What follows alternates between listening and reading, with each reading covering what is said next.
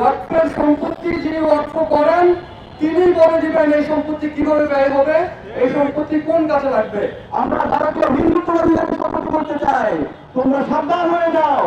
3.5 কোটি মুসলিম মেইল করেছেন এই আইনের ব্যাপারে তাদের মতামত জানিয়ে। 2013 সালে কংগ্রেস নেতৃত্বাধীন সরকার আবার ওয়াকফ আইন সংশোধন করে।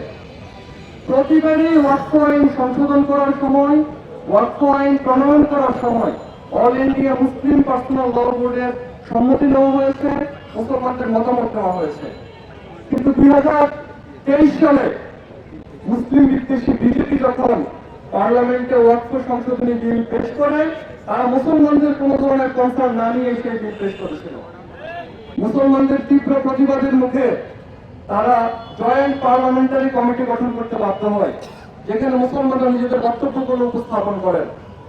3.5 কোটি মুসলিম মেইল করেছেন এই আইনের ব্যাপারে তাদের মতামত জানিয়ে।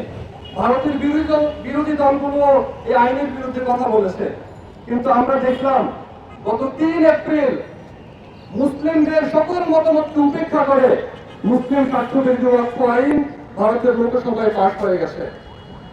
ওয়াকফের সম্পত্তি যিনি ওয়াকফ করেন তিনি বলে দিবেন এই সম্পত্তি কিভাবে ব্যয় হবে, এই সম্পত্তি কোন কাজে লাগবে। ইতিহাসে আমরা দেখি ওয়াকফের সম্পত্তিগুলো ধর্মীয় বিভিন্ন স্থাপনার জন্য ব্যবহার করা হয়েছে।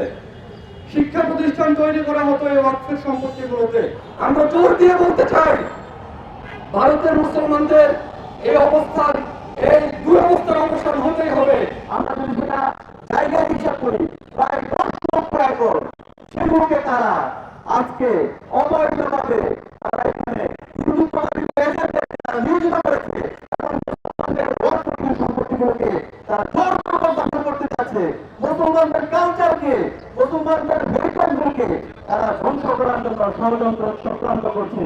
আমরা মোদীকে সতর্ক করতে চাই, আমরা ভারতীয় হিন্দুত্ববাদীদেরকে সতর্ক করতে চাই, তোমরা সাবধান হয়ে যাও। মুসলমানরা বিরাট জাতি, সারা বিশ্বের মুসলমানরা আমরা ঐক্যবদ্ধ। আমাদের পূর্বপুরুষের সম্পত্তি নিয়ে তোমরা যদি অন্যায়ভাবে দখলদারিত্ব করতে চাও, তোমাদের বাংলাদেশে তোমাদের দুটো যে পরিণত হয়েছিল তার চাইতে তোমাদের খারাপ পরিণত হবে।